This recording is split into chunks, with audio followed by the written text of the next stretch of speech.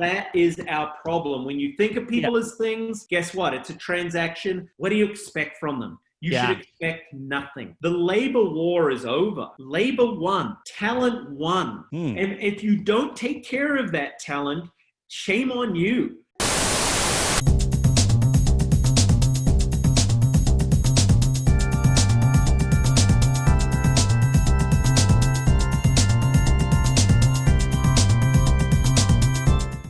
Listen, I appreciate very much you being here. You know, I've been following you for quite some time. I purchased your book on culture, and I've read it. And certainly, you know, as I was looking at your website to prepare for this conversation, certainly leadership and culture are, you know, that's your niche. That's where you focus. So I appreciate very much, because those are two very important topics, and obviously topics that I take very seriously. So I appreciate you accepting the invitation.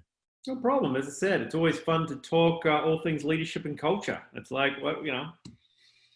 So obviously I wanted to formally introduce you. We have today Shane Green. He's the founder and president of SGEI, a consulting organization that focuses, like I said, on culture, leadership. So you're a consultant, you do training, you help companies. What does SGEI stands for? Does it stand for anything? It's the evolution of my company. So my first round was Shane Green Enterprises.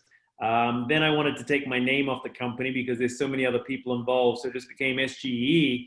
And then it was like we were just suddenly we're doing things globally. So it was SGEI International. So there is a story and a journey, and each part of that I think is an interesting development. So got it. Well, I'm glad that you have a good name. I actually like it very much.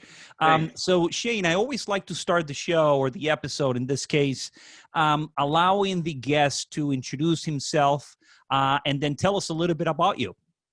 Listen, thanks for the opportunity to jump on. So again, Shane Green, I am a Kiwi. I was born in New Zealand, came out to the United States at 21.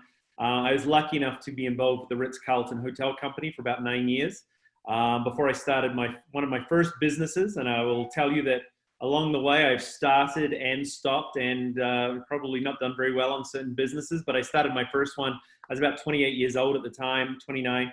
And I was really focused just on customer service training. I was doing some stuff with Starwood, New Builds and Transition, Cipriani. I got back in and was doing some hotel stuff. I ran a couple of resorts, but then I started really around 2010, started really focusing in on, well, what delivers great customer experience. And so we're really primarily a customer experience strategy company. Okay. And, you know, out of hospitality, we always talk about product, place, process, and people. And, you know, the bottom line is product, place, and process, a lot of similarities across the way. And really the defining element of any business, but particularly in customer experience, is the people. So we really started digging into that more. And from my background in hospitality, it was always about the attitude of the people. We would talk about that every day. And for me, culture is just the collective mindset and attitude of people. And so what we started to realize is that if you're going to deliver great customer experience, you better be talking about culture, the collective mindset. There'll always be one or two people that are feeling off in any given day, and you can kind of pick them up. But what happens if the collective group is off? What if the group doesn't feel good about coming to work or who they do it for? What if that one person is continually off? And so what we really started to understand was there's a number of mechanisms that influence how an employee feels about what they do and who they do it for, of which leadership is obviously a very big one. And we came up with the idea of Culture Hacker, which is the book that you referred to in the beginning. And we've continued to evolve down that track, really looking, you know, it's simple. EX drives CX. The employee experience drives the customer experience.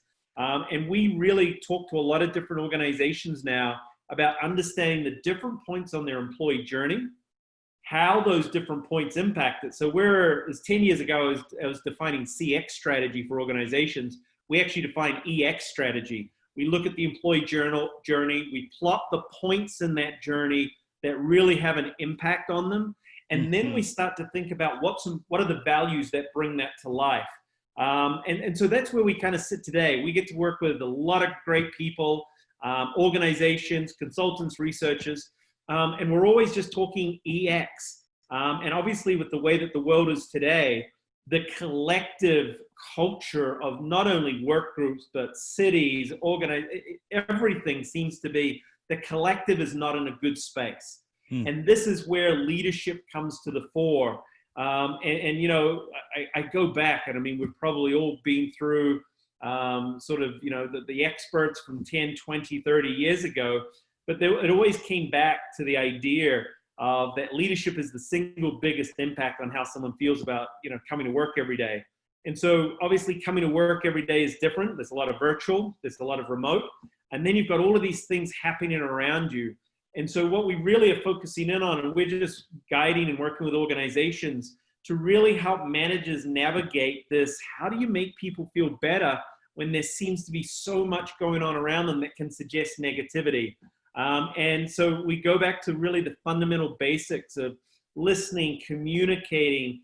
I wrote something the other week that I think curiosity is probably the most important thing a manager or a leader can have right now, because curiosity means I'm not grandiose, I don't have the answers, I'm not sure about what's going on, and I don't need to, but because I'm curious, I'm gonna ask you. So I always flip every conversation and I'm going, how are you doing today? Oh, got there it. You go. Yes, See? yes. And again, Yeah. that's the piece, because that's probably the most fundamental question you can ask people, because listen, a lot of people aren't feeling good, and just taking the time to listen and understand that people are at different stages of what amounts to trauma. In some cases, going back to work in this COVID-19 world, the protests and all the sort of this dysfunction going at every area. So, you know, just being simple in our ideas and showing care for people is such a powerful, simple idea. And yet still in so many situations and so many examples, we miss it. Kind of a shame. Well, we'll talk about that C of care as part of the 5 C's. But before we get to the 5 C's of leadership now in the virtual environment that we're working, or remote work, you know, you took me back to the years. I also spent some time with Starwood, and prior to that, Mandarin Oriental Hotel Group, and the whole idea of the service profit chain. Yeah. And, you know, if there was something that hospitality did get right on, is the whole philosophy of take care of your employees, they'll take care of your guests, and that will take care of the profits. And certainly that was day in and day out. That's what we lived and breathed. And the concept of hire for attitude and train for skill. I cannot teach you how to be friendly. You either have it or you don't. But I can teach you how to use the computer. So those 2 principles certainly are principles that I've, you know, tried to bring along with me. But here we are now in this concept of leadership. And I wanted to take a moment to first define what leadership is, because I know that you talk about it in the article, but what is your definition of leadership? So this is where I think it's important to see how leadership and culture works together. So let me just define, I go back. Culture is the collective mindset and attitude of a group of people. Mm-hmm. For me, leadership is the ability to inspire the hearts and minds of a group of people to be their best or do something that they do not necessarily want to do. And I think that's important. Again, let's touch on hospitality. You can't make someone be nice to a customer. Yeah. What you have to be able to do is you have to inspire them to want to do it themselves. And so that's where I think inspiration is a key part. Often in our traditional definitions of leadership is about influence. I think it has to be inspiration. Can you inspire the hearts and minds of someone else to be their best, to want to do something they may not want to do, and to perform at a high level? Now, you've got a situation today, there's a lot of people who don't feel like going to work. There's people that don't feel like taking care of customers or being at their best. And this is why I say leadership is now more important. And I want to put out something really important. I believe leadership and management is different. Mm-hmm. Management is your ability to organize, plan, schedule. It's about getting the operation running. I believe leadership is about getting your people to run the operation. There's a big difference. Now, management and leadership are both critical. Yep. And sometimes people say, well, you talk about leadership, but what about management? I say they go hand in hand. They are both sides of the same coin. You need to align them.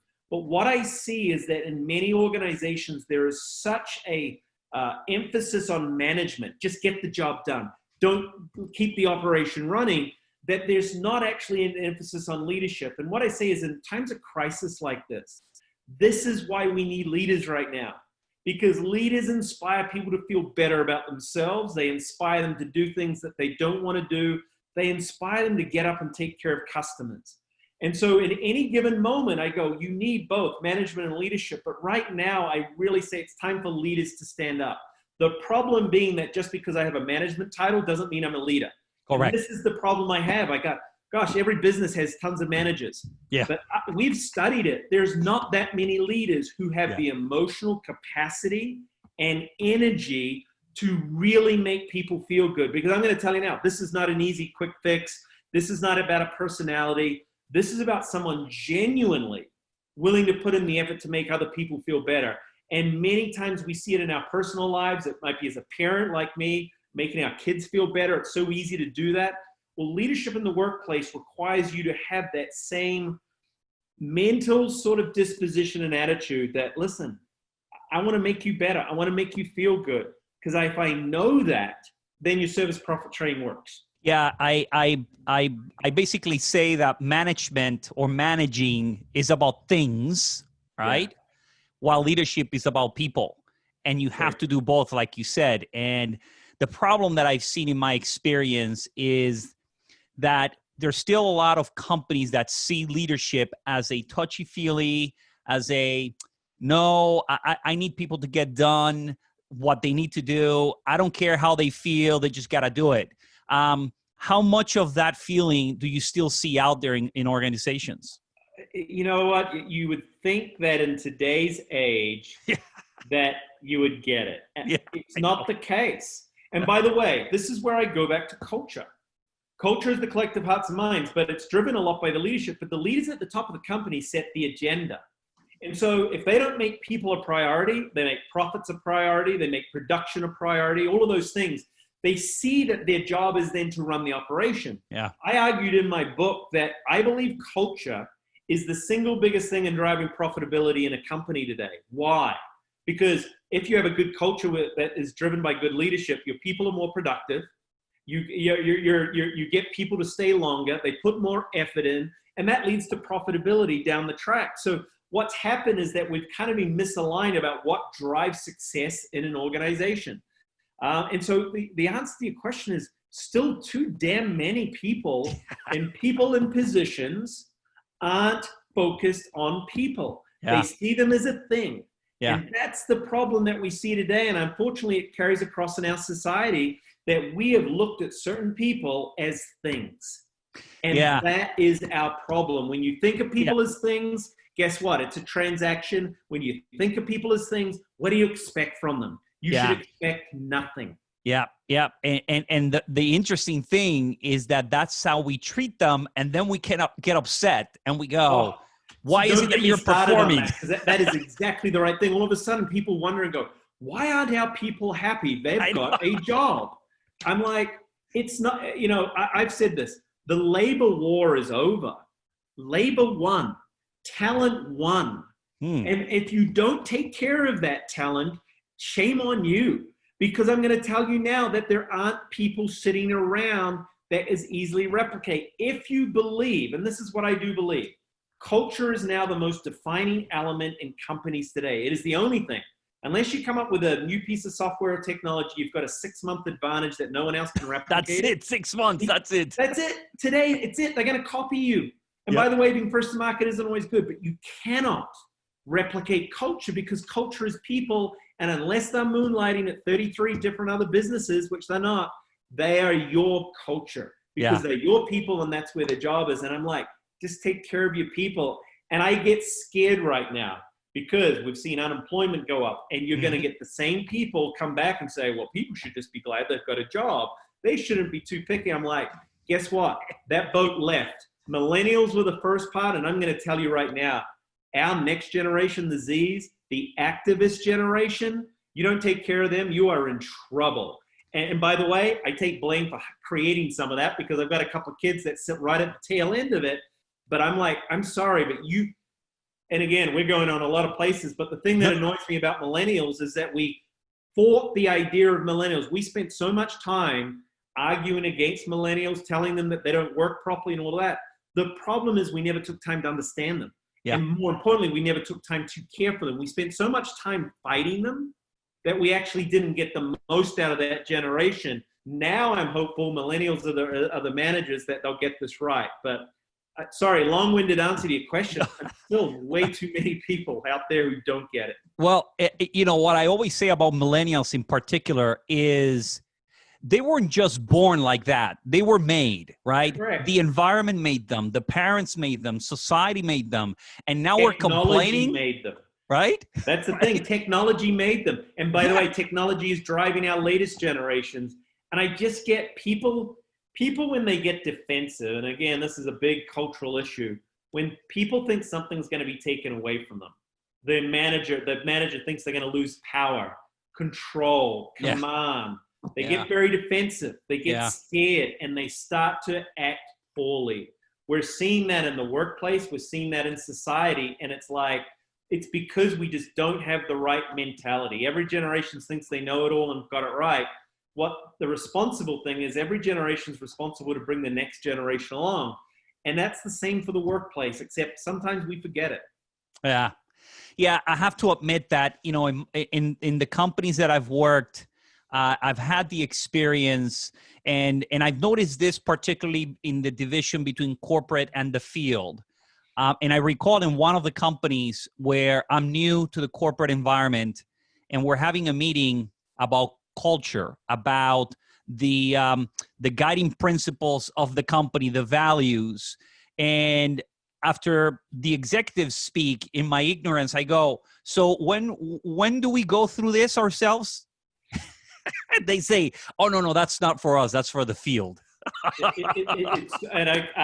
We could spend a whole podcast talking about the companies that have that attitude, and it's like, the agenda starts at the top. I know. You can't have a great culture if you don't believe in people at the top of the organization. So it's there. But here's what I do believe: that the managers and supervisors on the front line have the biggest impact. Yeah. Unfortunately, they often get caught between the rock and the hard place. Yep. And what we work a lot with is like we tell them, and this is the toughest thing. And I'm not trying to create some philosophical bullshit kind of along the way here, but I'm like, how you do, and we'll get the 5 C's, but how you as a frontline act to your people, because I often say, well, I'm not going to do that because my manager does that or the executive does it. I said, the most basic elements of leadership doesn't require approval. It doesn't require a title, because I believe in every aspect of your life, whether you're a parent, whether you're playing sports in your church, in your community, you can be a leader. Yeah. And, you go back to it. If you can inspire people, you can excite people, you can get people to want, you are a leader. So don't use the excuse. And I know it's a tough one because it's tough sometimes when you've got a jerk that's above you. Yeah. But I'm saying, hey, you can be a leader. And that's why I talk about 5 C's and I go, this is just simple stuff that you can utilize today that will make a difference. And it's not everything. It's not all you have to do. But I felt like in a virtual world where everyone's looking at each other going, all right, what do we do? I'm going, just go back to the basics. Yeah. It's 5 C's. And if you focus on them, you'll be fine. So obviously the 5 C's, as I read them, they apply both in the typical or traditional workplace, right? Absolutely. Where everybody's together, but also in the remote environment. What's the biggest difference between leadership in the normal workplace and virtually? So the thing that everyone's struggling with, and again, I'm going to do this a bit of a long answer. So I think the number one in our research and a lot of others, we've seen for the last 5 years that the number one benefit that employees have looked for from an organization, outside of reimbursement of tuition, is flexible hours and flexible workspace. We've actually gone down the track in some of our research and realized the impact that something like a commute, which in some cities and some situations can be hours every day, has a real negative impact on how somebody feels about what they do and who they do it for. So we've seen more and more this crowd of like, I would like to work from home. Now, on the other side, the companies are going, no way. We're not doing that. And you go to the question, why? And the answer before this virus came along was, well, I'm not sure we can trust all our employees to be productive if we're not there looking over them. I'm not sure that they'll get much work done. Now, the research will suggest virtually, or if we work from home, you actually get more done. Yeah. And by the way, you are happier because you're not doing a commute. You've got some control. Yeah. And again, control is an important thing when you give people control. So now all of a sudden they've been forced into this. And companies, and this is the coolest part, companies are going, oh my God, we're doing the thing that we never said we're doing. And they're going, oh, it's okay. And it's okay. Now, wait, we have to go back to the two sides of the coin. The reason they wouldn't do virtual is that they didn't trust that all their employees would be productive and be great. Now, why did they think that? Because of one or two employees that truly sucked and shouldn't have been working there, but they never held them accountable. They never had tough conversations and made tough decisions. So I talked about this the other day. The same people that sucked at work while you stood over them are sucking even more while they're at home. Amen. Now, you've just transferred the problem. Yeah. But the problem is not that you've got these poor people, is that you've created policies for one or two people that have hurt the other 90%. Yeah. Now they're having to go, well, and here, what is the number one thing every company's talking about? They're introducing productivity software so they know what their employees, so they know when they log on in the morning, all that. Again, they're micromanaging it because of one or two people. Yeah. Now, what suddenly happened, and so your answer to the question, what's different between virtual and that? Actually, nothing. There isn't. The difference is I can't stand over you and see you being productive. So the ones that don't trust are introducing productivity software. You don't need that. What you need to do, which in anything, is set clear expectations of what is to be delivered, set clear expectations of how to deliver it. One is called goals and objectives. The others are called values. Performance is your ability to meet your goals and numbers and doing it the right way. Yeah. The problem is, as I sort of said, most people don't see performance as that. They see performance as only what do you deliver. Yeah. And they are scared that if they don't have someone standing over them, they won't do it the right way or they won't get enough out of them. So I am optimistic that suddenly companies are going, oh, this is not as bad as I thought. But at the same time, there is a bunch of crappy managers out there saying, well, we need to control them more. This is kind of freaking out. They're freaking out because they don't have the same amount of control. And we go back to what I said before, they get scared. Because let's face it, there is a number of managers that will go, well, if I'm not standing over my employees, I really don't have a job. Yeah. And this is where those managers are at risk. Yeah. But leaders, people that can inspire, I can inspire you and get you fired up just by talking virtually, by following the same things as if we were sitting next to each other. You know what? I put in the effort. I get you passionate. I get you excited. I care for you. I do all of these same things. It hasn't changed. But that's why I say it's about leadership today, not management. Management is control. The definition is control. What we've had to deal with in the virtual world is we've got a little less control. The leaders who have always led are fine with it. The managers that have had to stand over you are freaking out and complaining right now. This is a tipping point in how companies really operate because let's face it, you can give people more flexibility. I'm not saying you let everyone work virtually all the time, but you could. Was it Google's doing it full time for the near term? But you can mix it. Give them a couple of days. And I really hope that that policy comes out where there's going to be more of it, but they have to recognize why they were so fearful. And they have to recognize that the managers, the shitty managers that don't lead, they're the ones complaining. Yeah. Make the tough decisions and have the tough conversations. You'll be fine. Yeah, I actually received a couple of calls and exchange, emails and conversations with a few colleagues. And in some instances, companies that were not approving remote work, that were forced to do it because of COVID, it was proven that they can work remotely. But what I was conveying to some of these individuals, I said, look, this is not necessarily a matter of if you can or can't, right? It's a matter of do they want it or do they don't. That's it. So because some of the calls that I was getting is, I'm getting frustrated because I'm working from home. I can work from home, but my company doesn't want to allow me to work from home. I said, listen, the conversation is not about can you work from home? It's been proven. You guys been doing it for 30 days. It's about, do they want to allow it? And that is a much tougher conversation to have because it's about trust. It's about letting off the control and saying, I trust you individuals. And the one or two, like you said, they're going to be a problem no matter what. But we implement the rules because of those too. But get rid of them. And this is the whole piece. I think you said it before.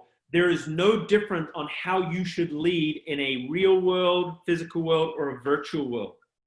And so, it's funny, I wrote the book a couple of years ago, we identified the mechanisms. The mechanisms are still the same, yet I've got managers going, well, I can't communicate as effectively. I go, why not? I'm like, what is it? Well, I can't stop by their desk. And I'm going, well, we're stopping by. I'm stopping by your desk right now as we talk. And then they'll go things like, well, I can't give feedback. And I'm saying, why not? Well, I haven't got data. I'm like, I can't see what's going on. I'm like, you need to change your philosophy. The world was moving towards a more informal and more casual leadership model because that's what our younger generations respond to better. The stick or just trying to control people doesn't work. It actually hasn't worked for a few years. Now it's coming to the fore. And so I get kind of frustrated. I go, if you're a leader, you are doing fine. And by the way, the managers that do lead really well are getting more done as well. Yeah. And by the way, they are finding that they are becoming quite effective. And by the way, they have more energy to lead because they're not doing these long commutes. They're not there. Listen, we all go. If you're not a manager and not having breakfast and lunch and dinner with your family and turning that off and taking advantage of this, I had an idea, and again, not an idea, but I said, what would you do with one more hour a day? And again, use it with your family, do something that you love. Well, we have been given that one more hour a day because of this virus and because of the situation. Don't give that up. Yeah. And say, be more effective, be more useful. Be the fact that I haven't got someone walking into my office every 2 seconds. The worst thing is my kid comes and needs help or the dog barks at me, but I'm like, all right, I can deal with that. So managers, I really do believe leadership requires more energy. And I believe that managers, if they kind of get comfortable with the idea, leading virtually actually allows them to be and have more energy to do it. It's kind of conserving it. Shorter, sharper, yes, you have to be better at it. But I would hope that how you lead here is what happens when you come back. It's a great time to change, look at your processes, look at your employee experience, and know that through virtual, you may have saved some of your employees hours of commuting, hours of frustrations in those commute or dealing with some parts of their life, and at the same time giving them back something, family time, friends time, partner time, maybe something that they love to do. And so I'm kind of hopeful. I'm optimistic where we come out of this, but it requires leadership. Do you think that companies, I know that Google and Apple and Facebook, right? People, tend to look at those as the trendsetters. But do you think companies are moving in that direction?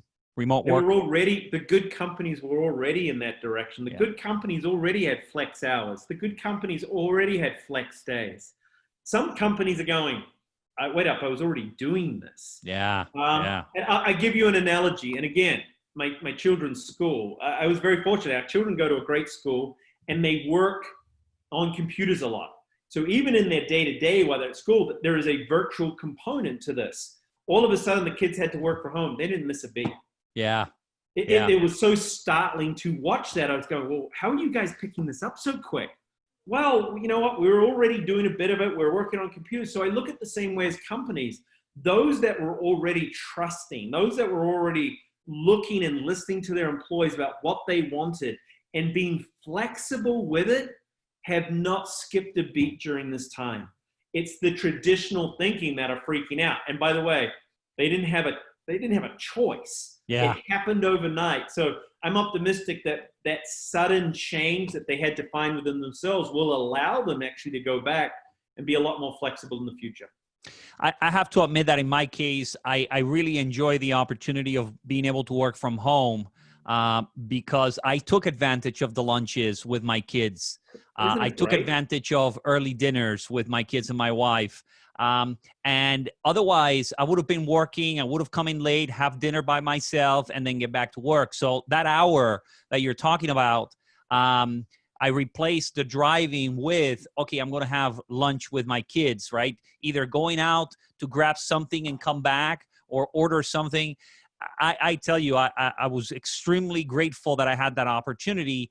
Now that we're back in the office, obviously that is no longer there. But I wonder how many people are saying, oh, damn, I wish I could have that again. And employers out there are saying no. There's a lot of people, just for what you just identified. Your conversation changed. You immediately started to feel better. It made you feel better. You know what? It was time you didn't get back. Go back to that's what culture is. Yeah. Collectively, the hearts and minds of a group of people, just yourself there, your heart and mind was in a better place as a result of it. Yeah. So we've got to look at policies that focus on the collective, not what some people at the top of the food chain thinks is right, or they did 20, 30, let's face it, 40 or 50 years ago. Yeah. It doesn't work anymore. We have to evolve. And I go back to what I said before, be curious. This is the opportunity where I say, hey, managers, go and just ask your employees, what do they love about working from home? What are the challenges? And start to hear their stories. And it wouldn't take very long for you to realize, wow, the results are still coming in. But gosh, they seem to be happier. What's going on? Now, that is not the case for everybody, which means in some situations, some groups are actually having a harder time at home. So it's not a one-size-fits-all kind of mix. There are certain jobs, certain roles, certain responsibilities that are better outside of the house. So I've always said it's about flexibility. And the best way to be flexible is to understand that what you're doing is for your people, not because it's the best way to control something. Yeah. I, as the head of HR, in this last opportunity where I've been the head of HR, I made it very clear that our philosophy from an HR standpoint was going to be life happens. It doesn't matter what the policy is. Life happens. So we're going to look at the policy. And then after we have evaluated the policy, now we're going to take life and say, how does life impact that policy? Because this idea of applying the rules across the board, my definition of fairness is not doing the same thing for everybody. It's applying a set of principles and adjusting based on the circumstances for each individual. Does that mean that you do something different for everybody? No, it doesn't necessarily mean that. But people get scared all of a sudden, oh, we're not treating people equally. Sure we are. We're applying the same principles. We're looking at each circumstance on a case-by-case basis, and we adjust. Versus, nope, this is what we do for one, and we do it for all. And life happens need to be part of the mantra, because this philosophy that you got to leave your problems at the door, which was pretty common for me coming up the ranks. How can you leave your life at the door? It's just impossible. Well, that's, again, I look at what we've gone through with the virus. So now employees are going back to work. Yeah. We've got here in Las Vegas, we've got the hotels are opening back up. One of the things that I think we've had a lot of conversations about is what is the trauma that your employee has gone through during furlough, remote, or that? And people look, what do you mean trauma? I go, well, some of your employees, my trauma might be is, you know what, I suddenly became a teacher for a few days. That could be traumatic to some people, believe me. I'm not doubting, but you know what? Some people have dealt with, here's the thing, even kids at home and having to go back to work, and who's taking care of the kids. Unfortunately, there's been sick and even death that we've had to deal with all of a sudden.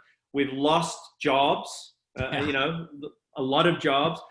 People have each had different trauma. And so that curiosity is to go back and go, like I said before, how are you doing? Because how you're doing is not how the next person's doing. And this is why it's so important right now, what you just talked about, which is there is no one size fits all. If there was, and we treat everyone the same as they come back to work, you are going to lose some really good people. And this is where those traditional thinking has to be challenged. Yeah. There's an ideal, there is a culture that works for your business. And it's kind of like, I think the Disney had the idea of like, create the dance floor. As long as you're on the dance floor, you can do whatever you want. But the dance floor is where you're at. As long as you're performing within this, what we want to do is extend that dance floor as large as possible. Because if we give people freedom and control, they'll do great things. It's already improved. They'll be more creative, more innovative. They'll be more happy.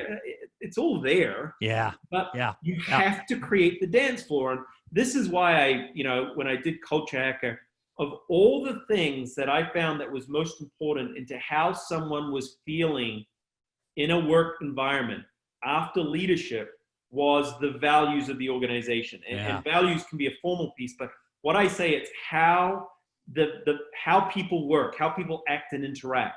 There is often an unseen and kind of unmentioned kind of set of values that people kind of adhere to. But what we saw is that when companies just have values up on a wall or up on a website, and it's complete bullshit. We've got plenty of examples of that recently. But when people adhere to values and they really build into how we act, that is the dance floor. And that's how we act, is like that ensures that we get the right type of person into here. Not every person should work at every company. Companies, products, businesses, some of them are just more adaptive. Not every culture is gonna meet every person's expectations, and nor should it. Correct. Like, I go back to Netflix. Netflix threw out that 130 PowerPoint deck, and everyone's like, "Oh, this is great. This is one of me." Understand why they did it. They did it so that half the people that are applying for jobs wouldn't apply for jobs. Because they would say it's too hard. So they did it for their reasons. Everyone applauded and says, "Oh my God, Netflix, you're so great for sharing this." I go, no, Netflix did it because everyone wanted to work for them, and they realized that most of the people asking for a job shouldn't be here. They wouldn't survive here. So I talk about it all the time. I'm like, put your values out. Put your expectations out to the world. I don't know why companies don't promote that more. When they're in that hiring or selection process, I'm all for them. Like, tell them how it really is. Get the people that really want to be there. And again, I just remember, some employees make better customers. It's okay.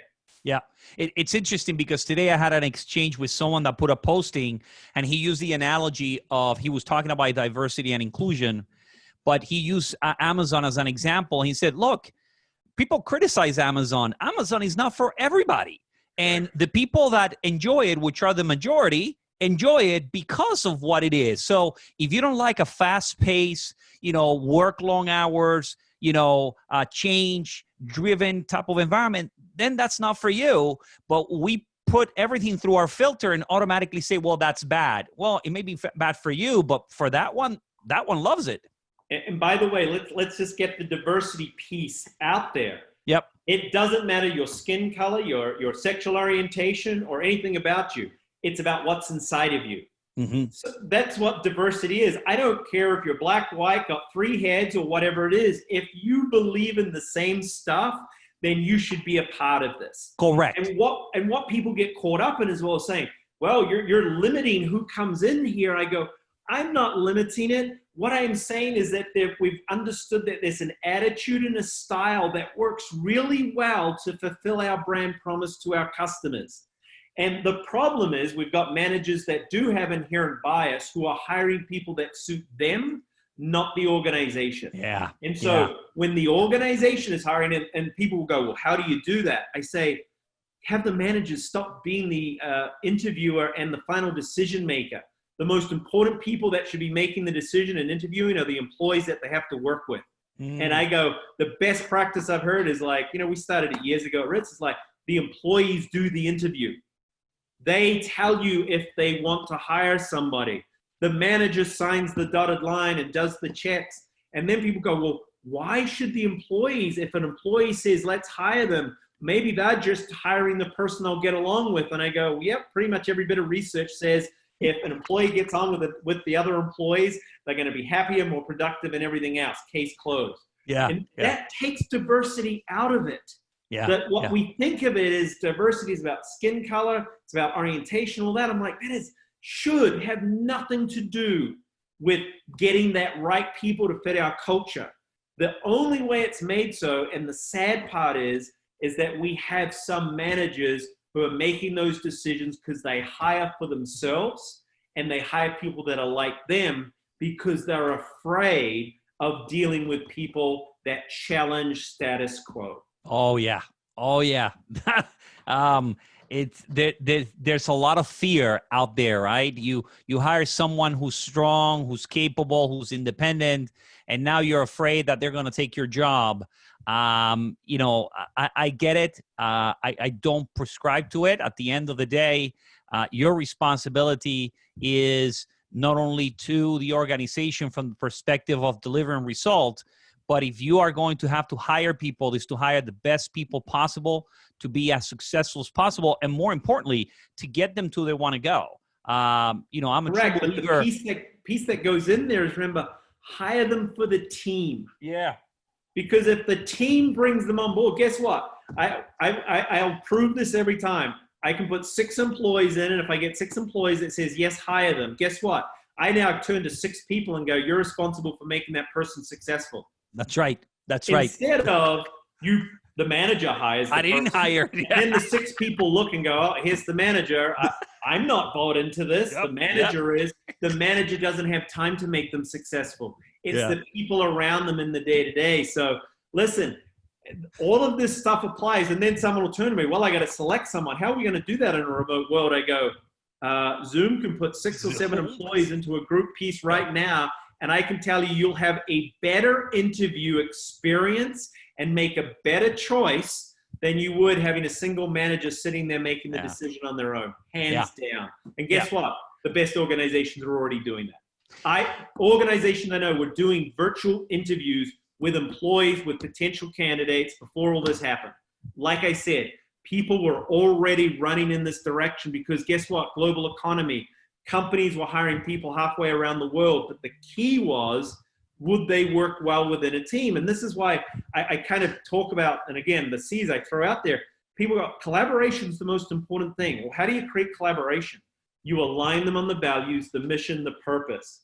As long as everyone understands what they're there to do and how to do it correctly, I can have a remote team working in different countries around the world and still be effective because I've got them aligned. Yeah. And then you start to let them get to know each other and learn from each other. The global economy already created a need for virtual and remote. This is just put a stamp on it and said, you got to do it. So let me ask you on that note, and then we'll close with the 5 C's, which is basically a recap of the conversation. So, coming from hotels, I know, Ritz Carlton became very famous for great service, but the perception was very rigid. Everybody says, my pleasure, my pleasure. How much structure or rigidity companies need to have to be able to replicate that culture beyond the small location that they have to now potentially doing it across states, across nations? Do they need to be rigid on their practices, AKA a la Ritz Carlton? They need to have the box. It's funny. I spent the morning with a company that's about to replicate itself 4 or 5 times. It wants to open 4 or 5 more offices and places. What Ritz had and what great companies have is they understand their brand box, their culture box, their customer box. They build the dance floor, which means for Ritz Carlton, one of the non-negotiables was ladies and gentlemen serving ladies and gentlemen. Now, that was a philosophy. Yeah. Why did we have that philosophy? Well, people didn't walk around and say, ladies and gentlemen, serving ladies and gentlemen. Horst Schulze, he put that in place because he wanted the employees to understand that they were ladies and gentlemen. The person they were serving might have been worth $1 billion, but to have service, you needed to be at their level. Often you see the person providing service feeling like a servant. Horst Schulze was like, you're not a servant. You are somebody who is delivering a noble gesture and a career and a business, and you should respect yourself like that. It's not about respecting them. They were already ladies and gentlemen. The thing that's in the modern world is that these ladies and gentlemen now wear jeans and a t-shirt. Yeah. So take that out. So I go back to what is it they did? They defined the sandbox. The analogy, and I use it in my book, is that, when my children were young, parents hopefully will appreciate this. You take your kids to the park, you put them in the sandbox, they're playing with some different kids, they're sharing, everything is going awesome. Then one other kid turns up, within 2 minutes, everybody's crying, kicking and screaming, things are being thrown, and I go, damn, why didn't the parents teach them the rules of the sandbox? You share, you say nice things. Companies have to create their sandbox. The reason that millennials came in and your Gen Zs, they came in and says, first, because can't tell you how many people I talk to that says, well, millennials don't like rules. Millennials love rules. But what they want you to have is reasonable rules. Yeah. And they want you to tell them. They walk into the organization on day one and they're very smart and they go, tell me the rules. Tell me how to get things done. Tell me how to be successful. Tell me how to get ahead. And when the manager goes, I don't know. Guess what they did? They made up their own rules of the sandbox. Yeah. And all of a sudden they had millennials or Gen Zs, boomers going, well, that's not how we do things today. And then the Zs go, whoa, the Xs go, oh, wait up, that's not how we do. Because they didn't define. Ritz Carlton taught me, have one set of rules of the sandbox. By the way, not everyone's going to like that rules, nor will everyone be successful. But create an environment where you give them the training, the support, the leadership to believe they can. And that's why great things happen. And I'll tell you, listen, I started with Ritz. I was a Kiwi off the boat, rough around the edges, didn't like wearing shoes, played rugby, turned up with a black eye every other day. It's just reality. But every time I walked through the door, I was a lady and gentleman because I had a support system around that made me believe I could. And that doesn't mean everyone is successful at Ritz Carlton because they're not, because they don't necessarily want that for themselves. But what we did understand is that we had management, we had to run the hotel. That was non-negotiable. But we had to be a leader as well, which means our focus was always on our people. Yeah. And so when you say how rigid do you have to be, you have to have rules. Yeah. You have to have processes. That everyone gets caught up. Well, if it's too rigid, nobody, I'm like, that's bullshit. We're running a business here. It's about balance. You need processes, but you also need to have understanding that in the moment you empower people that if the process is not working and that someone wants something different, you adapt to it. It's the same as a manager. When my people aren't feeling good, I have a culture, I have rules that I can go by, but man, if in that moment I have to do something different to make someone feel good or my team feel better, we were empowered to do it. It's about having rules and it's about having exceptions. Don't make your exceptions rules and don't allow your rules to become the exception. So I tell you, it's like that's about empowerment. And as a manager, you were told, listen, you've got to deliver the results. You got to deliver a perfect experience for every guest. Here's how you do it. And by the way, we're going to teach you some tricks along the way to help get it done. And that's what companies need to be able to do. So let's close with the 5 C's. So when I look at the 5 C's, you start with collaborate. Tell us a little bit what that looks like in the virtual world. Yeah, and listen, the first thing is all right, collaborate. They go, all right, it's a lot of team building. I go, well, before you get to the team building, collaboration requires alignment. For people to be aligned, this is what I said before, you need to make sure that people understand the goals and the expectations of what has to be delivered, and they must understand the values of how to be delivered. So when I talk about collaboration, you can't get the team on the same page unless they're off the same playbook. Yeah. So make sure every day, one of the things in virtual, talk about your goals every day. Talk about the values. Just because it's virtual, all of a sudden those conversations disappeared. What I mean is you need to ramp that up. So you have to be talking about the things that underpin performance. Performance is what do I do and how do I do it? So when I talk about collaboration, it means as the leader, you keep people aligned on the bigger picture, the mission of the company, the goals that we have to achieve, and the values on how to do it. Then what we learned is you can still do team building activities. Mm-hmm. You know what? I've become a bit of the Zoom expert. And everyone said, well, how do you do team building activities? I can do it all day long. Everything that I was doing in live, I can transfer off. What do I mean? We did a thing every day at Ritz Carlton. We'd do a brain teaser. You know, you'd put a brain teaser or a joke up, and it was like people to get frustrated all day. And at the end of the shift, people to come down and sort of tell you what it is. Yeah. But people got it. And people go, well, why did you do brain teasers? Because what we know is that you have to open up both sides of your brain to be great in hospitality. If you're just thinking one way, left side of the brain, you're going to fail. You have to open it all up. So what we do that is do those same things every day. Get the team kind of together, which means the brain teaser was, as the manager, they hated me, some of them, for it, frustrated the heck out of them, but they got together collaboratively. They would share ideas. Did you work it out? Did they work it out? Because there was no prize for individually getting it right. Yeah.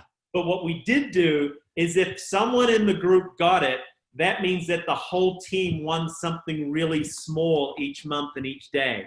So, you know, at the end of the month, if you had 30 days of getting it right, we would do the whole luncheon, the pizza lunch, and all that stuff. You can still do that collaboratively. So collaborators, align them, and then align the group to have their mission. It's them, and they have to work together. And even though they don't sit together anymore, I want to make sure that they're talking to each other each day, that they're picking up the phone, getting on a Zoom or Teams or anything else they're using. Don't create opportunities for them to talk, to solve problems together, and to make sure that that's happening outside of maybe just taking care of the customer. So that's collaborate. All right, next one, communicate. Kind of an easy one. I have this 3 conversations a manager must have with their employees. Every day there needs to be an ops meeting. You need to communicate the priorities of the operation. That's just the basics. So every day you need to be talking about that. And I always add on that not only are you looking forward of what we have to achieve today and how we're going to do it, but you also talk about who did it really well yesterday. So I like to say there's some stories and recognition. The second conversation you have to have is weekly. It's called the performance conversation. How you doing? How you feeling? Hey, you're doing everything. You're not struggling. What do you need from me? Kind of thing. It's an informal. We haven't got into it, but the traditional performance management by a single appraisal every year is rubbish. It doesn't work. We coach managers, even in the traditional world. Hey, every week, take 5 minutes to check in with someone and talk about, what do you need from me? How do you feel about this? What could we be working on? It's an informal conversation that happens every week. What that ensures is that you're giving feedback, you're looking at some data potentially, and more importantly, you're asking them what do they need to kind of improve. If you do that for 52 weeks out of the year, I'm going to tell you, you're not going to need a performance review because everyone's going to know exactly where they stand. And then the third conversation is the monthly conversation, which is what I call engagement. Employee engagement is defined as an employee's interest and involvement in making the company successful. That's the definition of it. It gets kind of thrown out there in a lot of different ways. So for an employee to be interested and involved in improving and helping the company out, what do they need? They need to know the goals. They need to know how they impact those goals, how their job makes a difference. And most importantly, they must be engaged in how to get it better. So every month you have a conversation where you go, hey guys, I'm just going to go through the goals kind of quickly. Looks like we dropped off. Looks like we were successful here. So that gives an opportunity for recognition. Rah, rah, great job, individuals and team. More importantly, it says, if we're not right, how do we get better? So we brainstorm and collectively get the ideas from the team of how to get better. If you remember those 3 conversations, daily, weekly, and monthly, you will communicate effectively. Okay. Now, that doesn't mean now the only times you talk to your employees, of course, because there's all those reactive in the moment stuff. Not saying you don't. But I think communication is very, very important. I'll also remind you that communication isn't just about delivering, it's about listening. Go back to curiosity, managers, leaders, make sure you're listening right now. And don't just listen to the words, listen to the emotion, the tone. I can look at body language across this virtually. Listen to what they're telling you. So that's why I say you got to communicate. Next one, you say coach. Yeah, listen, I feel we've touched on this. So performance coaching is, are you meeting the results and how are you doing them? And I just touched on the conversation you need to have every week to be able to do it. What I do want to make sure is that recognition is happening. And again, whether it's for the individual or for the team, recognition is something that everybody needs. So make sure you're doing that. I'll also flip back to something I talked about earlier. That doesn't mean that you don't hold people accountable. Listen, there is still that you have to have tough conversations and make tough decisions. Don't skirt around that. Just because your virtually managers suddenly go, well, oh gosh, when can I hold people accountable? I'm like, you hold people accountable in the moment like you always did. Don't let it drag on, because then what's going to happen is you're creating a situation where there is no performance. People are doing what they like. So I tell them, you've got to remember, you're still the coach. And that means performance conversations, but recognizing and accountability still have to happen. Got it. Next one, care. Kind of speaks for itself. Your employees don't care how much you know until they know how much you care. Again, have your conversations. Show an interest. The one thing that we coached a lot on with managers is, particularly in the remote, is checking in on them. As I said, a part of that performance conversation every Yeah. week is, how are you doing? You know what? That's the number one thing. There's a number of ways to demonstrate care. I'll give you a couple of quick ones. Ask people what they're most grateful for. A little exercise I've always done is, tell me 3 things you're really grateful for right now. My family, my friends, my health. I go, great. What are you most excited about to do when the restrictions are off? That'll tell you passions. That'll tell you interests. Just know that you're dealing with real people who have real lives. It's not just about the work. So, for me, that's caring. I think the other thing that you have to realize is you've got to be available. In the office, they call it the open door policy. Open door policy is really tough because it means I'm available at any time to talk about anything.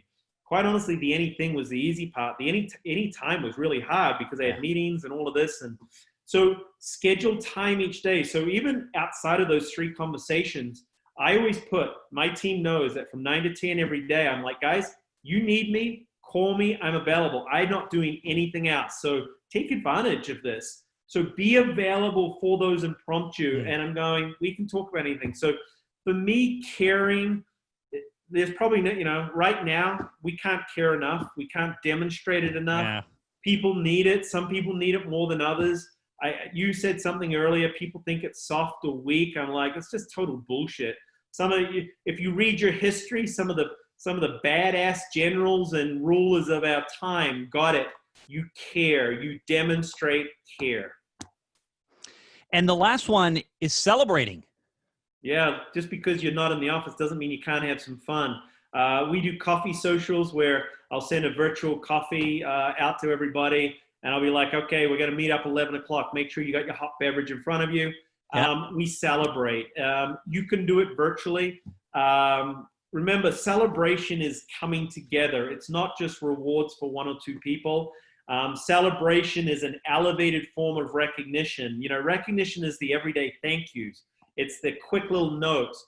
Celebration is that thing of like, guys, we really have done something. And quite honestly, we don't celebrate enough. And, in today's time, I say celebrate sometimes the littlest thing. Yeah. Celebrate the fact that we're still here. Celebrate the fact that everyone is healthy. Celebrate we're all sane, So I just say, don't listen, look for excuses to celebrate. Have a little bit of fun. It doesn't need to be expensive. We did a virtual luncheon last week where, everyone, is used to the potluck, where everyone would bring the dish. Well, we can't share all our dishes right now, but everyone had to bring a little different dish and explain what it was about and why they kind of loved it. That's celebration. People right now, I've learned they just want to talk. They want to be social. They want to, that's a celebration of us. So don't think that it's some big award banquet. Celebration right now is just getting together and just talking and reminding people that, with a lot of shit going on, there's a lot of good things in the world as well. Well, I tell you, as I hear you throughout this conversation, there's no question that the school that we went through in terms of hospitality was a tremendous school. And I didn't realize it until I left hospitality and realized, wow, what a great foundation I was exposed to, from the service profit chain to the importance of creating an experience for guests and ultimately creating an experience for your employees. And hospitality is not necessarily talked about many times in that context, but every time that I have conversations with individuals like you, it's a reminder of how well they did on incorporating these concepts that we've been discussing.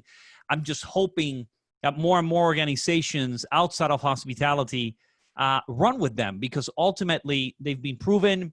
The science and the research is there. Is the hesitation to let go of that control that you referred to throughout the conversation? Listen, I think customer experience was the hot topic for the last 15 years. Everyone looked, as a hospitality expert, I was consulting on projects with companies all around the world, and they did it because they wanted to understand how we took such great care of our guests. What we did is and that would always stall them. I'd say, well, we learned how to take great care of their employees. So you can't do one, take care of your customers, without taking care of your employees. So they go hand in hand. It's all about the people, baby. Well, I'm glad that we're closing on that note, because if there's something that I'm passionate is trying to educate executives that the old way of approaching your business is out the door. You can be stubborn all you want, but your turnover is going to continue to suffer. Your people are not going to care. They're not going to be engaged, and your money is going to continue to be going out the door because the world has evolved. The world has changed, and they're just not catching up with it.